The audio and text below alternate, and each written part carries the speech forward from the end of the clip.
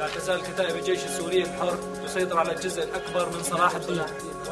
The Free Syrian Army confirms that it has taken control over most of Salah ad-Din neighborhood in Aleppo and kills the head of the regime's military operations.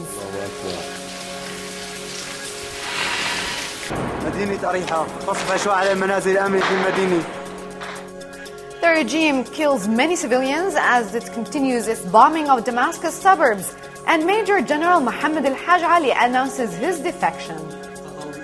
على يد عصابات الأسد المجرم. تمامی کشورهای منطقه و جهان. And Iran renews its call for dialogue between the regime and the Syrian opposition and rejects military intervention.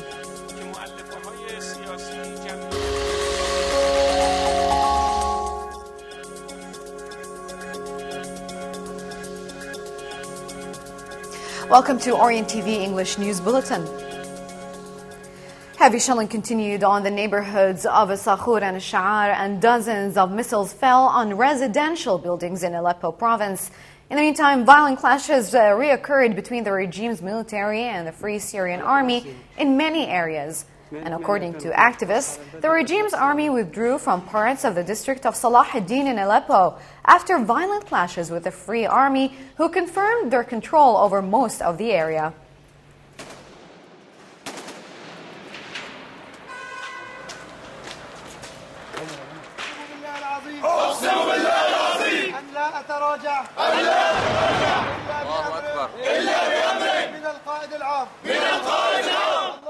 The members of the Tawheed division of the Free Syrian Army begin their day with a fierce battle against the Assad regime forces in Aleppo. Violent clashes took place between elements of the Free Syrian Army and the Assad regime forces in a battle for the control of Aleppo, followed by the Free Syrian Army members taking control of most of Aleppo's neighborhoods, particularly those districts near Aleppo International Airport, along with the district of Salah ad-Din, where the Assad regime media said that the Free Syrian Army had retreated from. In addition, members of the Free Syrian Army announced their success in cutting all the fiber optic cables of Aleppo International Airport as well as Meng Military Airport. New reinforcements from the Free Syrian Army have reached Aleppo, which coincided with increased artillery, missile and air shelling by the Assad regime forces on all the districts which they had lost control over. Rocket shelling rocked the city of El Bab on the outskirts of Aleppo, just as the towns of Azaz, Tel Rifat, Deir Jamal and Adl Atarib were brutalized by the Assad regime forces' MiG fighter jets. These destructive jets devastated many other towns and villages, with civilian population and number of homes decreasing at a drastic pace.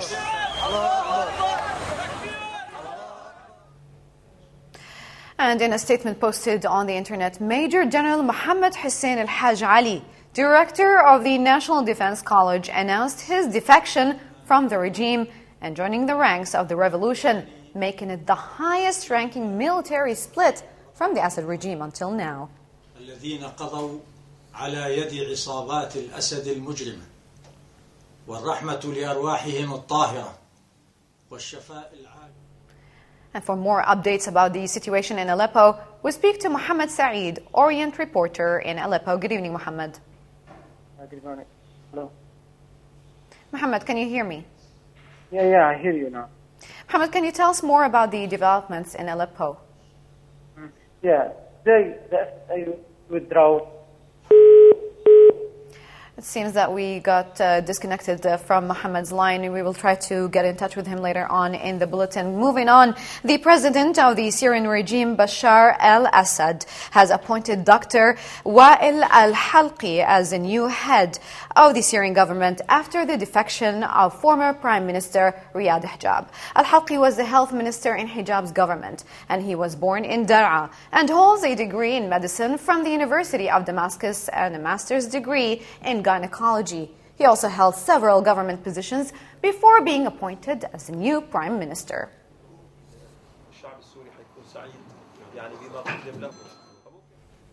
The Syrian Human Rights Network said that at least 105 people were killed until the moment in Syria today, while activists said that the regime's army tanks stationed on the Damascus-Dar'a highway were bombing the neighborhoods of Al-Asali and Al-Tadamun amid violent clashes between the government forces and the Free Syrian Army. In the meantime, heavy artillery bombardment shook the neighborhood of Al-Hajar al-Aswad with rockets and machine guns amid heavy gunfire in the neighborhood of Al-Qadam.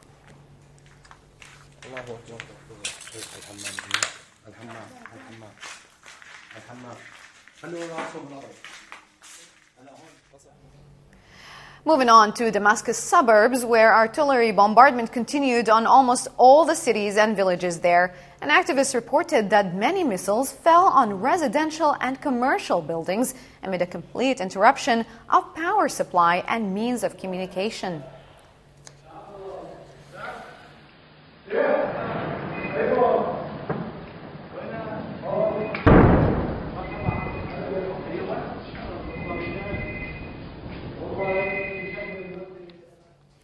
And we go back to talking to Mohammed Saeed, Orient's reporter from Aleppo, for more updates about the situation there. Mohammed, can you hear me now? I hear you. I am sorry for disconnecting. No problem. This is just to confirm that really the interruption of power supply is actually very, very real. Can you tell us more about the developments in Aleppo today? Okay. The draw from Salah ad-Din because of the heavy shelling this morning, but the FSA now control again Salah ad-Din. There is very heavy clashes between FSA and government army. A very heavy shelling in different areas from Aleppo, such as Sukkari and Al-Kallasa, Al-Sakhur and Baidin. There is also shelling in the countryside, such as Tel Rafat and Mayer. The shelling was by warplanes and artillery.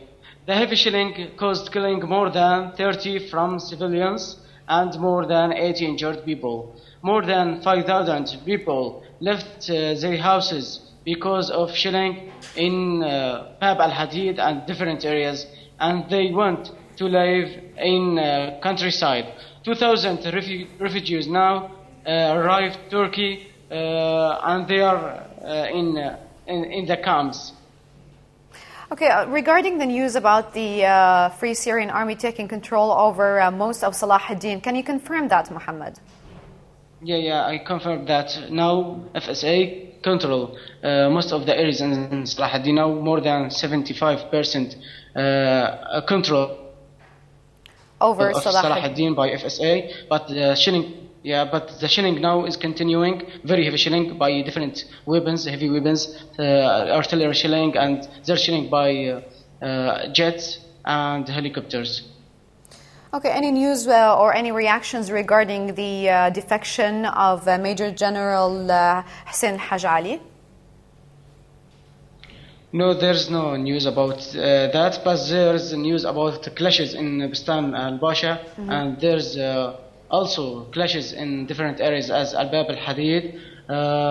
For civilians now, the life, it's very difficult there. They want to flee from the area because of the heavy shelling. The shelling is penetrated to the areas by Bab al-Hadid and the castle and the old city in Aleppo. It's very heavy, and we have also massacre now in Al-Qatarji Square. 10 people till now because of destroying one of the houses, and the shelling also continuing in this area. The FSA and the people there is trying to find the injured people and the bodies because of the destroying and destructions in this area. Mohammed Saeed, thank you so much for being with us. That was Mohammed Saeed, Orient reporter in Aleppo, giving us more updates regarding the situation over there.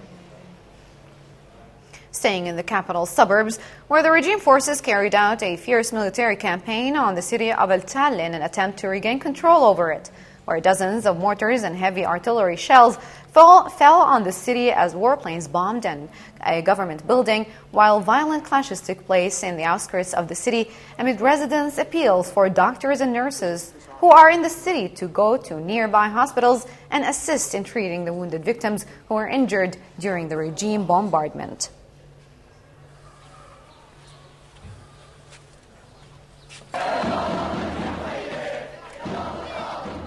And despite the heavy shelling and the tight security siege imposed on the capital, evening demonstrations went out in most neighborhoods, such as Kafr Sousse, Al-Zhour, and Bab Sreija, where people chanted for freedom and demanded the topple of al-Assad and his regime.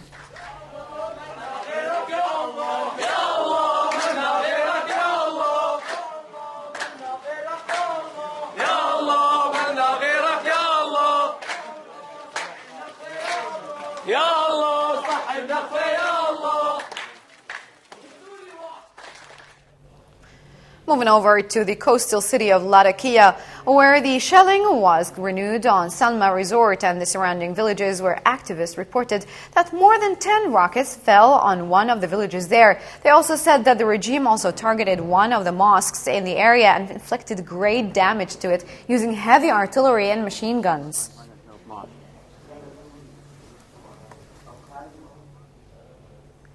At least 4 civilians died and dozens were wounded after the regime heavy shelling by military aviation on the city of Kafr Nabil in Idlib province for the 5th consecutive day, while the shelling was renewed on many villages and towns in the province from the regime security checkpoints amid a huge displacement movement among the residents as the violence escalates.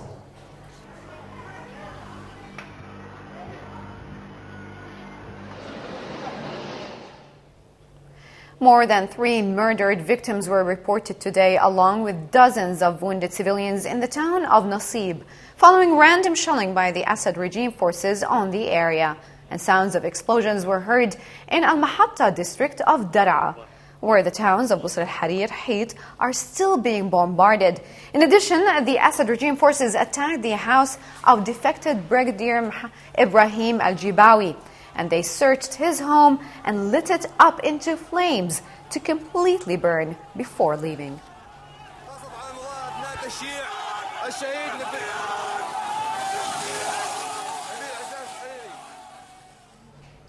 Meanwhile, in Deir ez-Zor, renewed heavy shelling took place on several cities where dozens of missiles were launched in the very early morning. This happened at a time where intense gunfire was heard from the regime security checkpoints stationed at both the entrances and exits of the neighborhoods.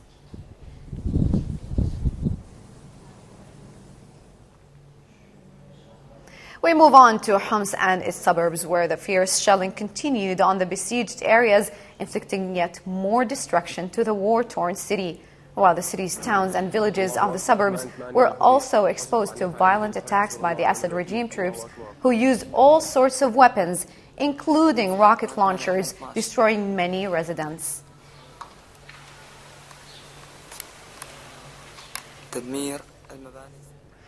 And over to Hama, where the village of Zakat was heavily attacked by artillery bombardment from a nearby security barrier. In the meantime, the regime forces have surrounded the neighborhood of Al-Arba'in and arrested dozens of young men amid fears from an upcoming massacre in the neighborhood, similar to that one which took place in Jarjisa, which claimed the lives of at least 22 civilians yesterday.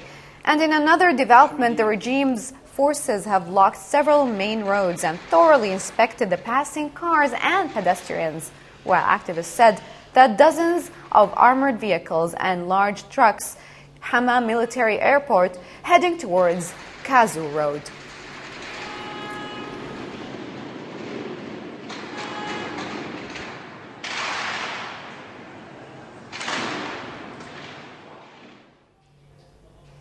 Iranian Foreign Minister Ali Akbar Salehi called for serious and inclusive talks between the Syrian government and opposition groups, opening a meeting of friendly nations called by Tehran as it seeks to exert its influence over the conflict. More than 25 nations were present at the conference, but significantly none of them back the Syrian opposition or have called for President Bashar al-Assad to leave. Salehi added that the Islamic Republic of Iran rejects any foreign and military intervention in Syria and backs and supports UN efforts to resolve the crisis. And before we wrap up, here's another look at today's top stories. لا تزال كتائب الجيش السوري الحر تسيطر على الجزء الأكبر من صلاح الدين ولا نزال مرافقين. The Free Syrian Army confirms that it has taken control over most of Salah ad-Din neighborhood in Aleppo, and it kills the head of the regime's military operations.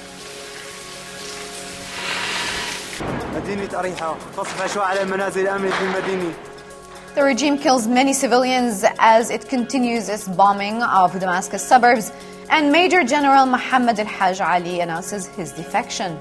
الذين قضوا على يد عصابات الأسد المجرمة. تمامی کشورهای منطقه و جهان. And Iran renews its call for dialogue between the regime and the Syrian opposition and rejects any military intervention in Syria.